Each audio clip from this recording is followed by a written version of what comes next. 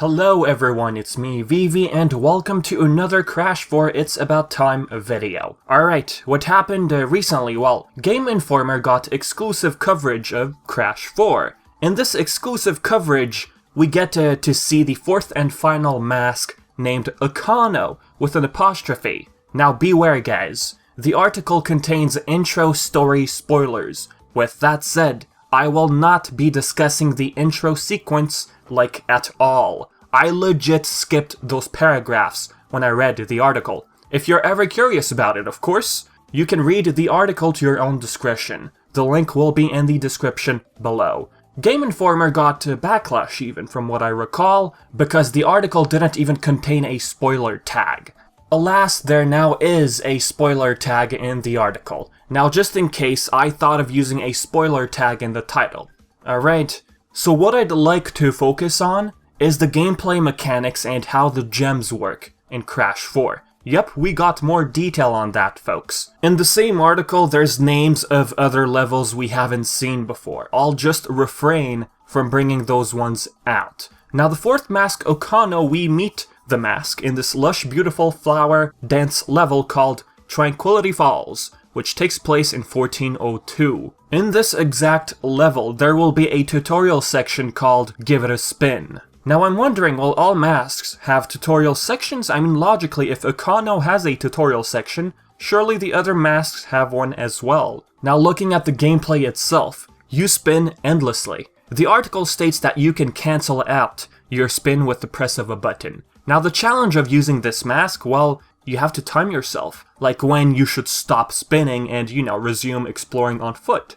Akano uses dark matter to spin frantically. You can break regular crates and even metal crates, and defeat enemies as well. Now Wumpa does not get spun away when spinning on them. This is something we've seen in the pirate-themed level, but I'm glad to see it again. Now while you traverse empty spaces to reach other platforms, Akano gives you the ability to jump midway as well into your spin. It's not like you have to perfectly time your jump and only jump once to reach the platform. The mask gives you the chance to jump once again. A lot of you probably thought of the Death Tornado spin from Warped, just looking at this ability. They basically took that power-up from Warped and made it bigger. At first, to be honest with you, seeing this ability tied to this mask, it was a bit underwhelming. I don't know, because we have Ika-Ika who basically manipulates gravity. We have Kupuna-wa who freezes time, and then we have Lani-Loli who phases objects. But then we have Akano, who was a big mystery until now and only spins around. You understand what I'm saying? But looking at this mask more, I like it. The article now states that Toys for Bob decided to change the natural shadow to a circular ring. I think what he meant to say in the article is that Toys for Bob gives players the option to enable jump assist. Especially with Akano, I can understand why in this scenario. At least I hope that's the case. From what I can tell, I've seen gameplays before, well, early footage, where the ring was absent. Now looking at the press demo people got recently, just like the one from a while ago, we do notice the circular ring. But going back to early B-roll footage, the circle is absent. I'd simply like to imagine there's a toggle for it. Alright, here. When you use your regular spin twice in a small amount of time, your second spin not only gets a different color variant, but also looks slightly faster. Now this is something I've also seen in past gameplays, but it's cool to see it, again, much clearer. Now what's also new in this gameplay? There's a gem counter, right below the Wumpa counter. It appears you can obtain 3 gems by collecting about 80% of gems for this level, which I find is fair. You don't have to find all Wumpas to get all 3 gems. Now the gem sound uses the crystal sound from the trilogy.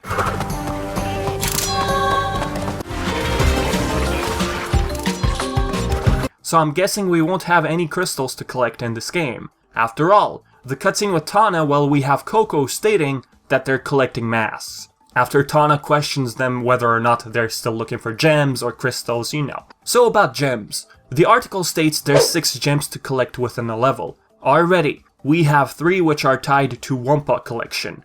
Another one which is probably hidden in this level. There is also one for breaking all crates, and to sort of speak, I mean, if you're breaking all crates, you're collecting all Wumpas at the end of the day, right? And then there's another, for dying 3 times or less, hence the death counter on screen. So that right there, folks, is a total of 6 gems. By collecting all 6 gems, you can unlock new skins. There's a total of 26 skins according to the article, which I believe hints at least 26 levels, not counting boss fights. Okay, but why 26, Vivi? Well, skins appear to reflect specific theme of a level, like Pirate Coco, for example in the pirate-themed level. Okay, but Vivi, what about the timed exclusive PlayStation 4 skins? Do those apply? Well, other platforms on December 31st, 2021 will be able to unlock the Marsupus Erectus and Serious Upgrade when you complete the 2nd level in the game. Now, where my theory falls flat how number of skins correlates with the number of levels, well, we have 2 different themed skins which you can unlock in the 2nd level on December 31st, 2021. Regardless, I still feel like that the number of skins can represent at least the number of levels. Okay, so what about the whole 100 plus levels in Crash 4? Well, if you think about it, we have, let's call it 26 regular levels. If we count the inverted versions of these levels, which are basically unique style mirror modes of these levels, well, we're already up to 52 levels.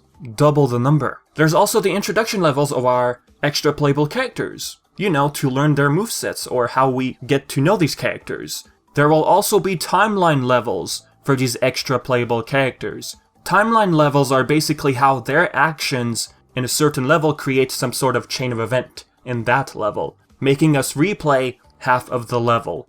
Those halves could perhaps also count as standalone shorter levels. Not only the timelines, but the shorter levels. Cortex, for example, plays the role of the villain. Dingodile will be the accidental type of character. Tana, according to Lou Stutter, will be our guardian angel. Plus, don't forget, over on the PlayStation Store, it mentions something about multiplayer. So taking all of these informations into account, they could easily add up to 100 levels. Now, speaking of inverted, you will also have to collect 6 gems. But the difference here is, if I understood the article the way it was worded, there will be hidden gems. Plural. Not one, but more. Throughout the level, you can notice some green balls of light which enter a certain object, and it appears that Akano can also shoot dark balls, which I guess is used to deactivate those green orbs. Now, Gameinformer also explains that the dimensional map, how you move from one level to another, you know, in a linear fashion like Crash 1, while the main levels are represented as circles, timelines as squares. Time trials, by the way, will have ghosts now, which will help you track how you're actually performing in your run. Lastly, for those who pre-order the game digitally, will get access to a public demo on September 16th. Unfortunately, if you pre-order the game physically, it doesn't apply to you.